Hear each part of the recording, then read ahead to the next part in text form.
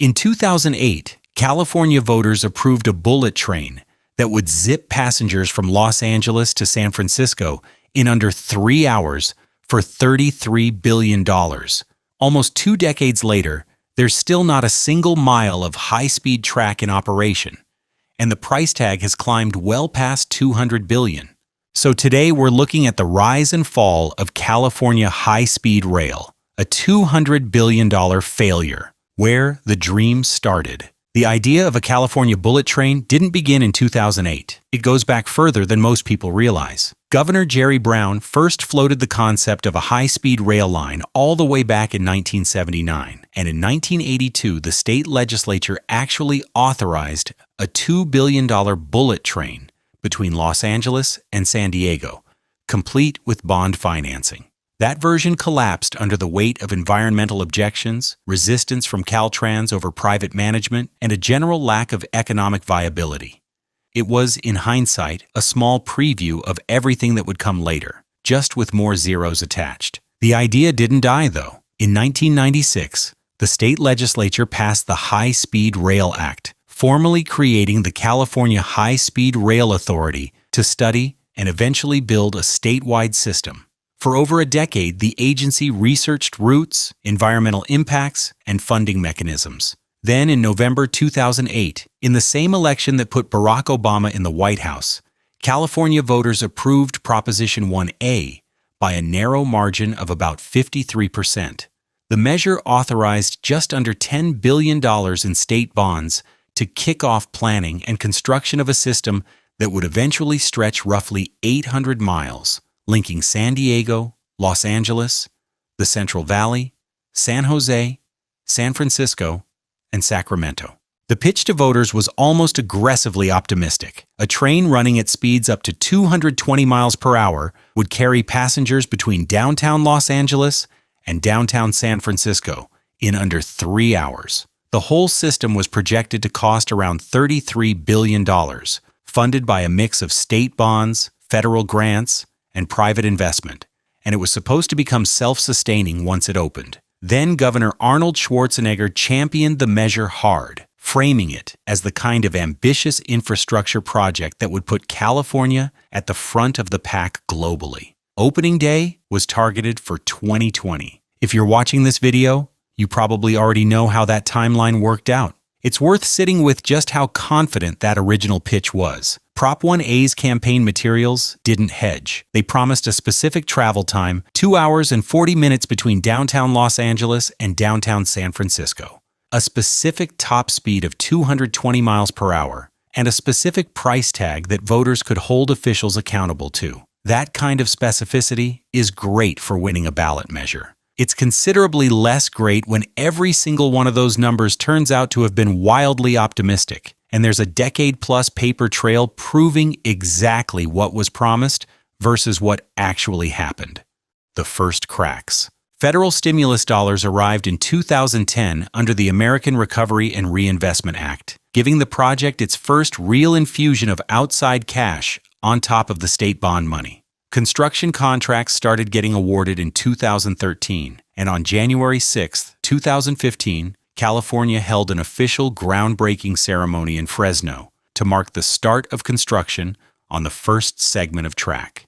Cameras rolled, shovels went into the dirt, and officials talked about a new era of American transportation. What actually followed was a decade of land acquisition disputes, utility relocation delays, and lawsuits from Central Valley farmers whose property sat directly in the planned right-of-way. Building a rail line through hundreds of miles of privately owned agricultural land turned out to be dramatically more complicated and expensive than anyone modeling the 2008 budget had accounted for. Costs crept upward year after year, business plan after business plan, and by 2018, the projected price for the full system had already climbed past $77 billion, more than double the number voters had approved a decade earlier. The pattern behind that climb is worth understanding because it repeats throughout the rest of this story. Each new business plan tended to reveal costs that earlier plans had either underestimated or left out entirely. Things like the true expense of tunneling through mountain passes near Los Angeles,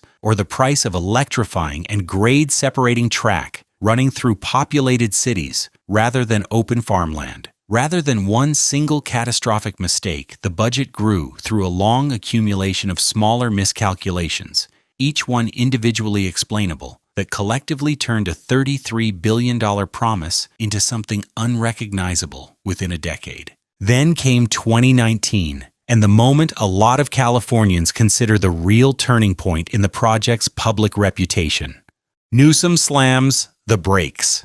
Gavin Newsom took office as governor in January 2019, inheriting a project that his predecessors, Schwarzenegger and Jerry Brown, had both championed enthusiastically. During his first State of the State address, Newsom delivered a line that ended up defining the project for years afterward. Let's be real. The project, as currently planned, would cost too much and take too long. Instead of killing the project outright, Newsom scaled it down dramatically. Rather than connecting Los Angeles and San Francisco, the state would focus on completing a 171-mile stretch through the Central Valley, from Merced down to Bakersfield, the one region where construction was already underway. Newsom pushed back hard against critics, who called it a train to nowhere, arguing that the Central Valley suffers from some of the worst air pollution and longest commutes in the country, and that the project represented economic transformation for the region, regardless of when or if the full statewide system ever got built.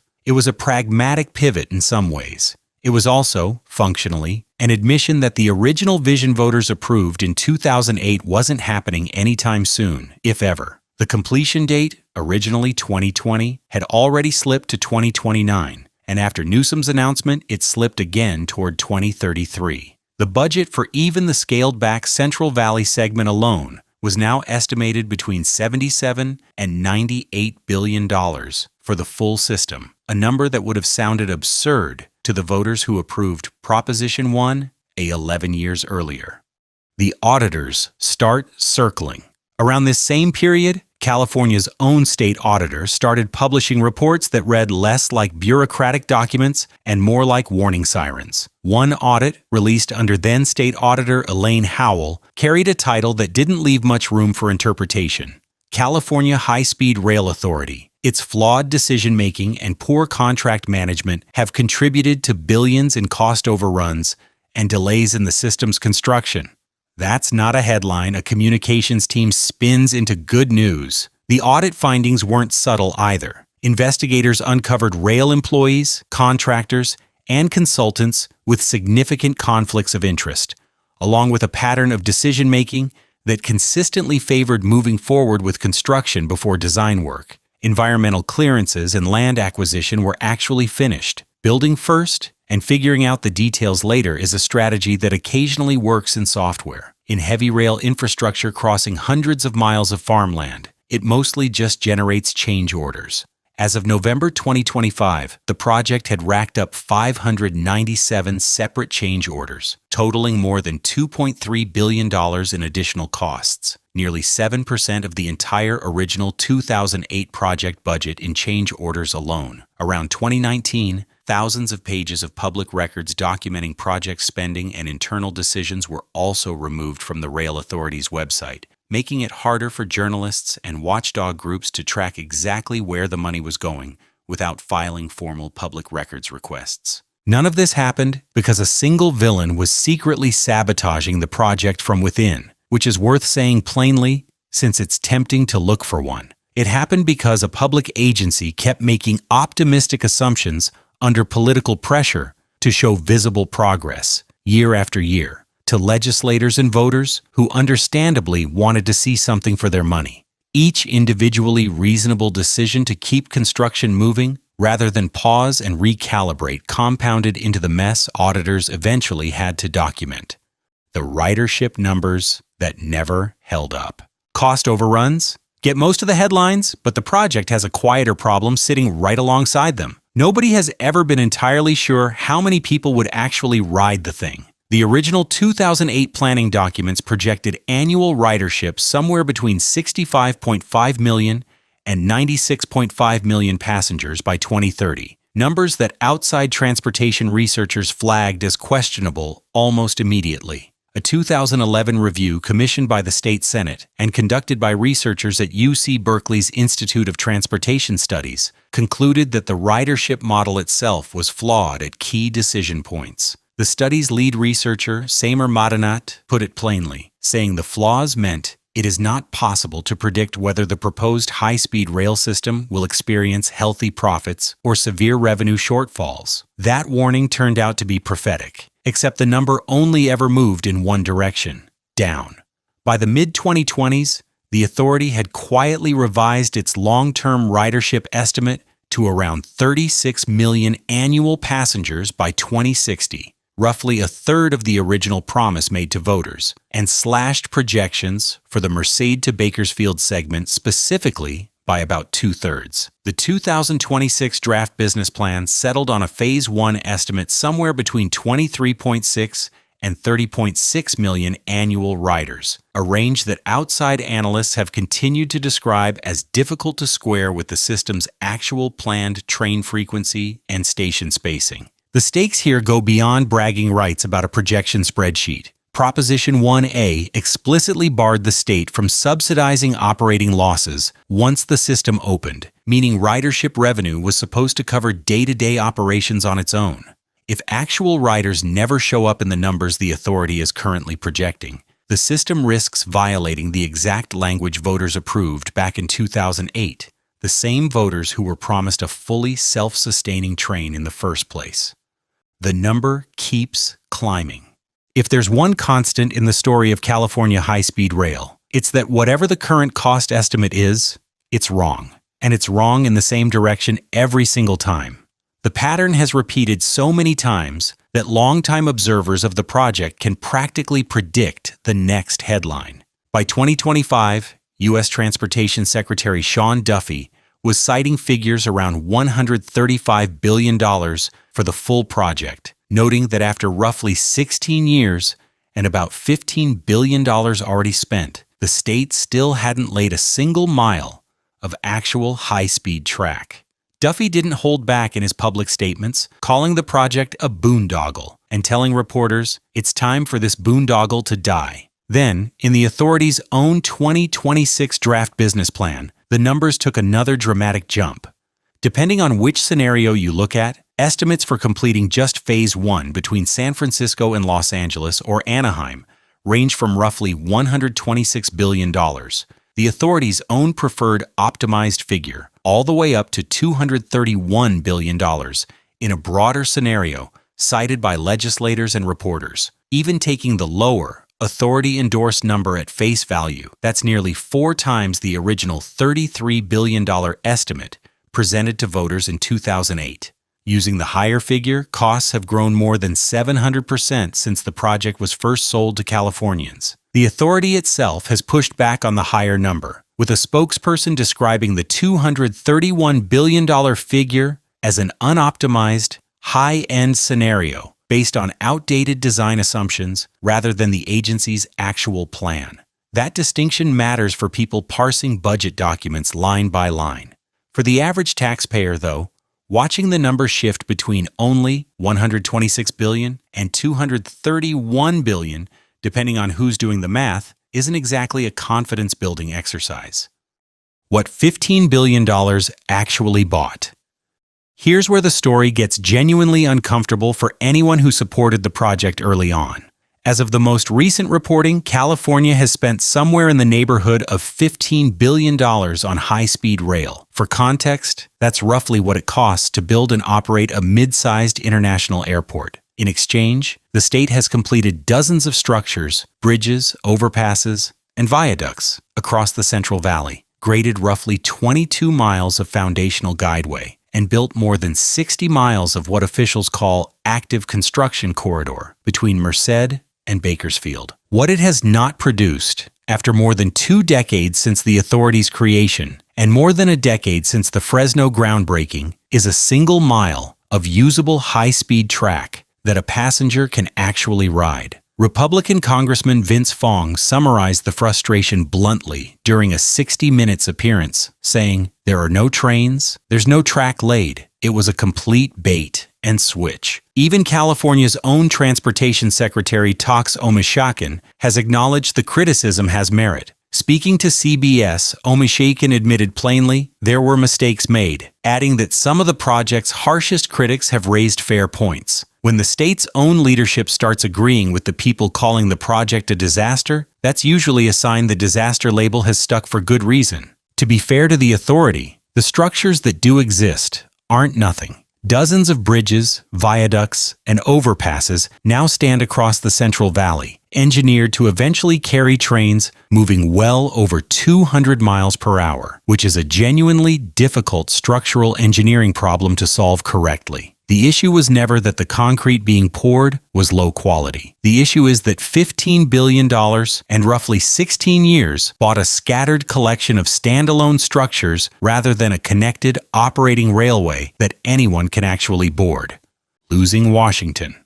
For most of the project's life, federal money played a supporting role alongside the state bonds approved in 2008. That relationship effectively ended in 2025. In July, Transportation Secretary Sean Duffy formally terminated roughly $4 billion in unspent federal grant funding, citing a 315-page Federal Railroad Administration review that found the project had no viable path to completion and had breached the terms of its original funding agreements through missed deadlines and persistent funding gaps. The federal review didn't stop at one or two complaints either. It cited 9 separate violations of the grant terms altogether, including overstated ridership projections, a funding shortfall estimated around $7 billion, and a pattern of costly change orders that federal reviewers argued should have been flagged and addressed years earlier. Governor Newsom fired back immediately, calling the funding termination illegal and pointing to ongoing construction progress across the Central Valley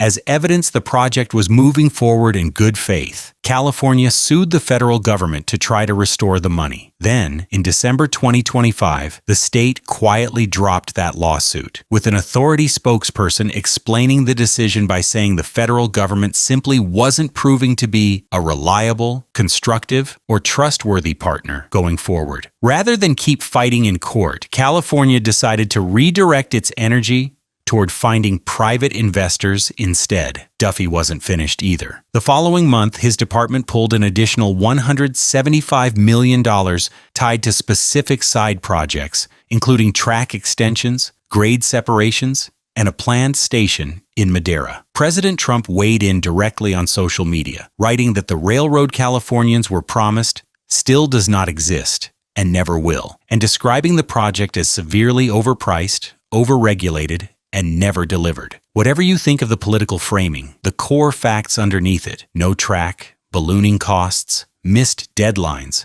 are difficult to argue with at this point. The peer review nobody wanted to read. Every major infrastructure project of this scale gets an independent peer review group keeping an eye on things, and California High-Speed Rail is no exception. In March 2026, the peer review group's chair, Lou Thompson, a transportation expert who has watched this project for years, delivered perhaps the bluntest assessment yet, describing the authority's 2026 draft plan as having reached a dead end.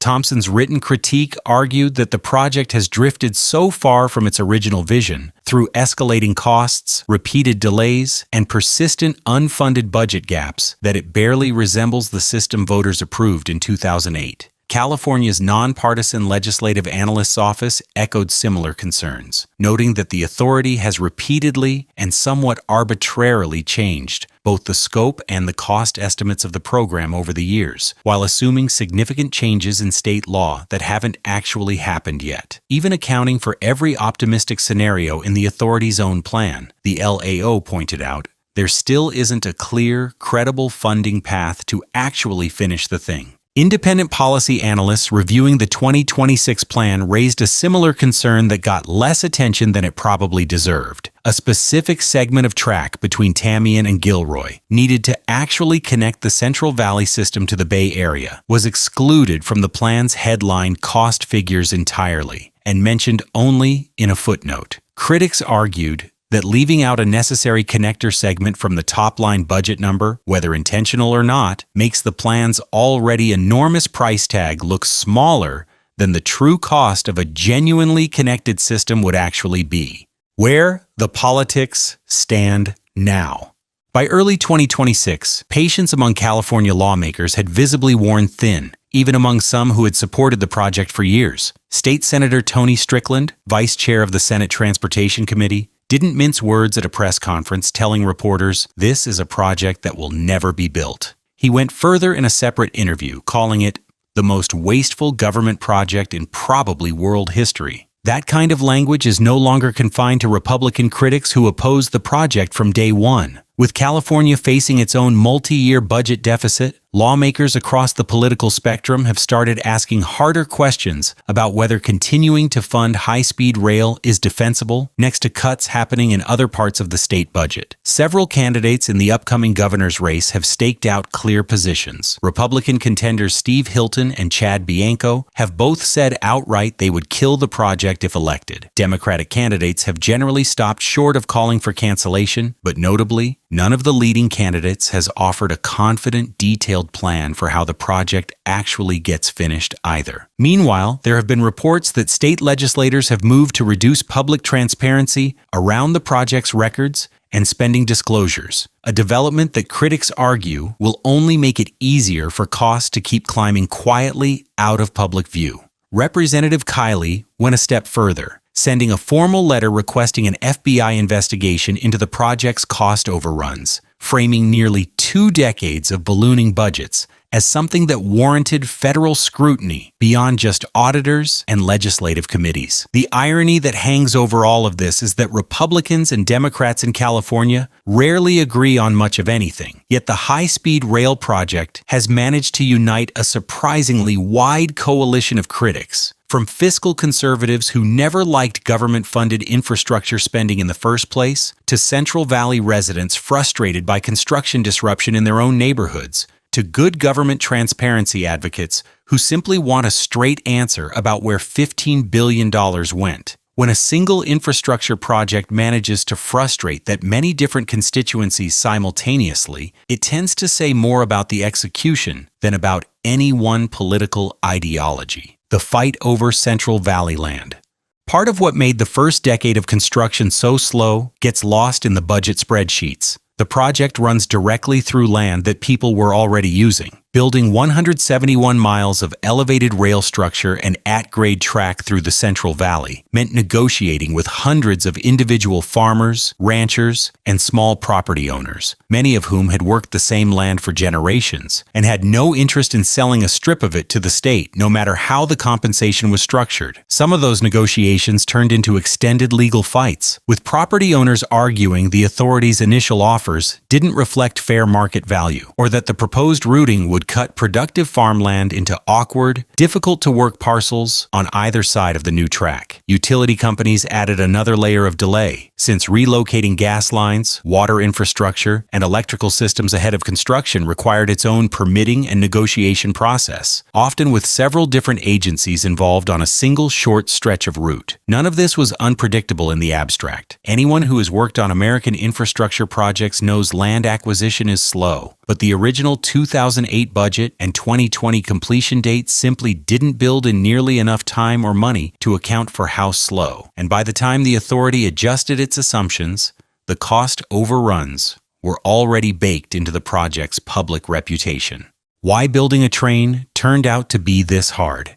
It's worth pausing here and asking the obvious question. Why is this so difficult? Other countries have built extensive high-speed rail networks in a fraction of the time and at a fraction of the cost. Part of the answer is straightforward geography and geology. California's Central Valley and the mountain passes surrounding Los Angeles and the Bay Area require significant tunneling and elevated structures that flatter, more centrally planned countries simply don't need as much of. But geography only explains part of the gap. A huge portion of the added cost and delay traces back to how the project was structured from the very beginning. Instead of building the most straightforward, cheapest to construct segment first and expanding outward, the original plan called for simultaneous construction across multiple disconnected segments of Central Valley farmland, requiring the state to negotiate land acquisition with hundreds of individual property owners, utility companies, and local governments all at once, each with their own objections, lawsuits, and required environmental reviews. One transportation policy analyst summarized the underlying problem simply. California's leaders never actually led, instead selecting a specific engineering solution years before, fully working through the practical challenges of implementing it on the ground. Add in California's notoriously thorough environmental review requirements, a genuinely reasonable set of protections in most circumstances, but ones that add years of process to a project already struggling with funding gaps, and you end up with the specific, uniquely Californian mess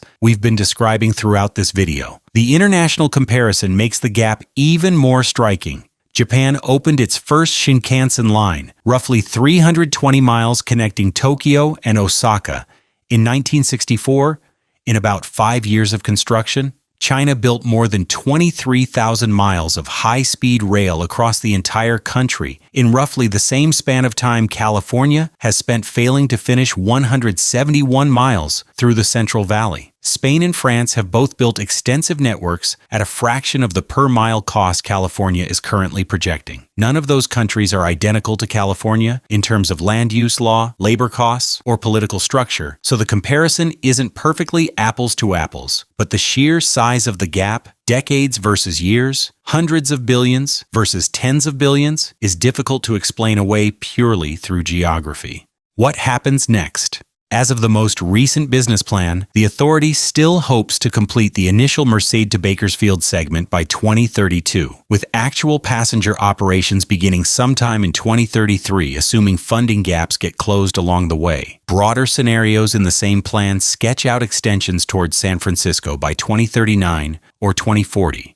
Though those dates come with the same kind of asterisks that every previous completion date in this project's history has carried. The authority has launched a formal process to attract private investors and developers, aiming to bring outside capital into the project by summer 2026, arguing that a fuller, connected system linking Los Angeles and San Francisco could eventually become commercially attractive in a way piecemeal Central Valley construction never will be on its own. Whether private investors are willing to put real money behind a project with this specific track record, no pun intended, remains an open and genuinely uncertain question heading into the next election cycle, especially given that not a single private dollar has been invested in the 18 years since voters first approved the bond measure that started all of this. That question will likely get decided as much in Sacramento as in any boardroom. California's next governor will inherit a project that no single administration has managed to either finish or kill outright, and the budget deficit currently squeezing the rest of the state's spending priorities makes it harder to justify writing blank checks for a system that still can't put a firm number on its own final cost.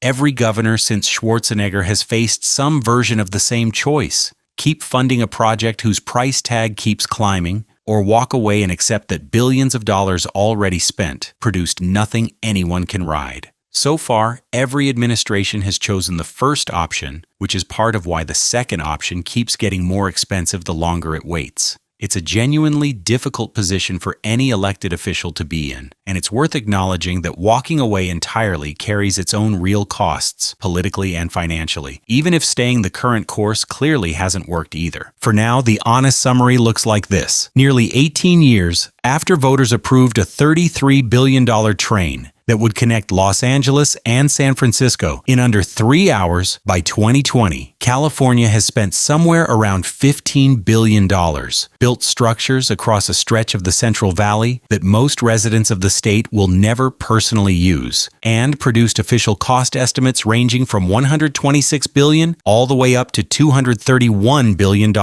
depending entirely on which business plan scenario you choose to believe. Somewhere between the ambitious 2008 pitch and where the project stands today sits the real, complicated story of the rise and fall of California high-speed rail, a $200 billion failure that isn't finished yet, for better or worse. If you enjoyed this video, make sure to like it and subscribe for more videos just like this one, and let us know in the comments which infrastructure disaster you'd like to see covered next.